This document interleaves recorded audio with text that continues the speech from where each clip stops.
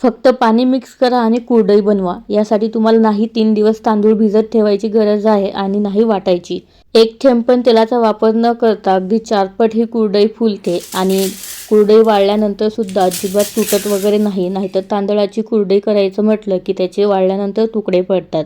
कुरडई बनवत असताना पापड खार आणि मिठाचं प्रमाण किती घ्यायचं अगदी परफेक्ट सांगितलेलं आहे, त्यामुळे कुरडई अगदी परफेक्टच बनणार।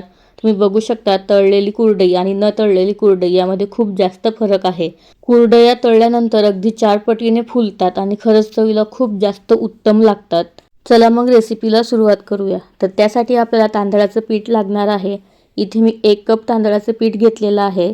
पीठ बनवण्यासाठी मी रेशनच्या तांदळाचा वापर केलेला आहे। त्यासाठी मी रेशनचे तांदूळ 4 ते 5 वेळा पाण्याने स्वच्छ धुवून घेतले आणि नंतर रात्रभर फॅनखाली सुकवून घेतलेले आहेत। तांदूळ पूर्ण सुकल्यानंतर गिरणीमध्ये बारीक दळून घेतलेले आहेत। अशा पद्धतीने तांदळाचं पीठ बनवून घेतलेलं आहे। आता आपण 1 कप तांदळाचं पीठ घेतलेलं आहे, तर त्यामध्ये आपल्याला पाणी टाकायचं आहे। तर त्याच कपनी 2 कप पाणी यामध्ये टाकून घ्यायचं। तांदळाचं पीठ आणि पाणी छान एकजीव करून घ्यायचं आहे किंवा याला छान एकत्र करून घ्यायचं। एकत्र करत असताना यामध्ये गाठी गुठळ्या वगैरे व्हायला नको। तर इथे तुम्ही बघू शकता तांदळाचं पीठ आणि पाणी छान एकत्र करून घेतलेलं आहे। मस्त पातळसर असं हे मिश्रण तयार आहे। याला थोडा वेळ बाजूला ठेवून देऊ। थोड्या वेळाने हे थोडंसं घट्टसुद्धा होतं। आता पुढची स्टेप बघू। गॅसवरती मी कढई ठेवलेली आहे। या कढईमध्ये ज्या कपने आपण तांदळाचं पीठ मोजून घेतलेलं आहे, तर त्याच कपने 1 कप एवढं पाणी टाकायचं आहे। आता या पाण्यामध्ये आपल्याला टाकायचं आहे मीठ। तर इथे मी पोहे खाण्याचा अर्धा चमचा मीठ टाकलेला आहे आणि पोहे खाण्याचा पाव चमचा पापड खार टाकलेला आहे। इथे मीठ आणि पापड खारचं प्रमाण अगदी परफेक्ट सांगितलेलं आहे, त्यामुळे यापेक्षा जास्त टाकायचं नाही। हवं असेल तर थोडंसं कमी करू शकता, फक्त जास्त नाही टाकायचं। नंतर इथे पाण्याला छान उकळी आलेली आहे। उकळी आल्यानंतर गॅस सर्वात कमी करायचा आणि जे तांदूळ आणि पाणी आपण छान एकत्र करून घेतलेलं होतं ते मिश्रण यामध्ये थोडं थोडं करून टाकायचं आणि टाकत असताना चमच्याने याला छान एकजीव करून किंवा ढवळत राहायचं आहे। इथे गॅसची फ्लेम ना मी सध्या कमीच ठेवलेली आहे। सर्व मिश्रण छान एकजीव करून झाल्यानंतर गॅस कमी ते मध्यम ठेवलेला आहे। हे मिश्रण ना आपल्याला कंटिन्युअसली हलवत राहायचं आहे किंवा मिक्स करत राहायचं आहे, कारण यामध्ये लगेच गुठळ्या होतात। तर गुठळ्या होणार नाही याची काळजी घ्यायची आणि झाल्यास तर त्या मोडून घ्यायच्या। तर इथे तुम्ही बघू शकता अगदी हळूहळू हे मिश्रण छान घट्टसर व्हायला सुरुवात झालेली आहे। अगदी 4 ते 5 मिनिटांमध्येच हे मिश्रण छान घट्टसुद्धा होतं। खूप जास्त याला वेळ लागत नाही। फक्त याला एकसारखं ढवळत राहायचं। झालेल्या गाठी मोडून घ्यायच्या।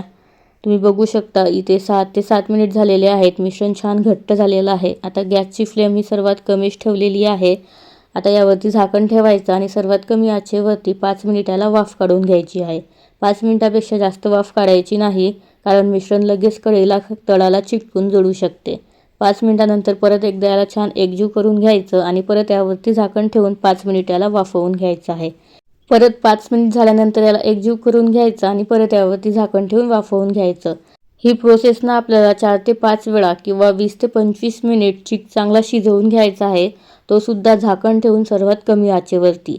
चीक लगेच तळाला चिकटून जळू शकतं, त्यामुळे याला कंटिन्युअसली ढवळत राहायचं आणि 5-5 मिनिटांनी याला एकजीव करत राहायचं आहे। तर परत यावरती मी झाकण ठेवून घेतलेलं आहे आणि वाफ काढून घेतलेली आहे। तर मी याला जवळपास अंदाजे 20 ते 25 मिनिट छान शिजवून घेतलेलं आहे सर्वात कमी आचेवरती।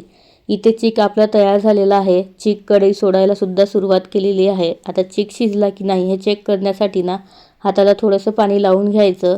हाताला हा चीक चिटकत नसेल तर समजायचं की हा तयार झालेला आहे, किंवा हाताला थोडंसं पाणी लावून यापैकी थोडासा गोळा घ्यायचा आणि त्याला थोडा हातावरती गोल गरगरीत आकार द्यायचा आणि असा आकार देत असताना हाताला चिकटत नसेल, असा गोल गोळा होत असेल तर चीक तयार झाला असं समजून घ्यायचं।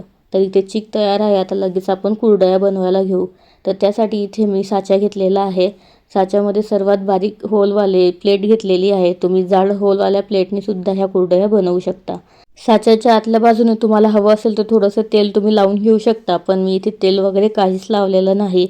या साच्यामध्ये चमच्याच्या मदतीने चीक भरून घेऊ आणि चीक भरताना मध्ये गॅप वगैरे राहायला नको, त्यामुळे चमच्याने थोडंसं दाबत हा चीक आपल्याला भरून घ्यायचा आहे। आता झाकण लावून घेऊ आणि कुरडई पाडण्यासाठी आपला साचा तयार झालेला आहे। कुरडई पाडण्यासाठी इथे मी प्लास्टिकचा पेपर किंवा प्लास्टिक शीटचा वापर केलेला आहे। यावरती व्हिडिओमध्ये दाखवलेल्या या पद्धतीने कुरडया पाडून घ्यायच्या आहेत। कुरडई घालत असताना तुम्ही बघू शकता की कुठेच मध्येच ही कुरडई तुटत वगैरे नाही आहे। तर अशा पद्धतीने मी सर्व कुरडया घालून घेते आणि 2 दिवस उन्हामध्ये याला छान वाळवून घ्यायचं आहे. मी याला उन्हामध्ये न वाळवता घरात 3 दिवस फॅनखाली सुकवून घेतलेलं आहे. पण तुम्ही उन्हामध्ये सुद्धा याला वाळवून घेऊ शकता. कुरडया तयार झालेला आहे. आता लगेच आपण याला तळून घेऊ. तळल्यानंतर तुम्ही बघू शकता कढईमध्ये टाकल्यानंतर लगेच ह्या 4 पट फुलत आहेत.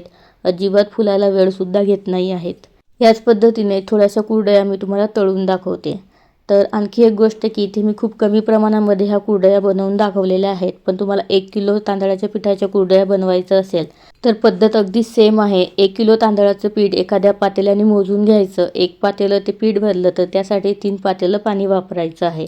आणि 3.5 ते 4 चमचे यामध्ये मीठ टाकायचं आहे आणि 2 चमचे पापड खार टाकायचं आहे 1 किलो तांदळाच्या पिठासाठी. मग घरी नक्की करून बघा. आवडल्यास व्हिडिओला लाईक, शेअर आणि चॅनलला सबस्क्राईब नक्की करा.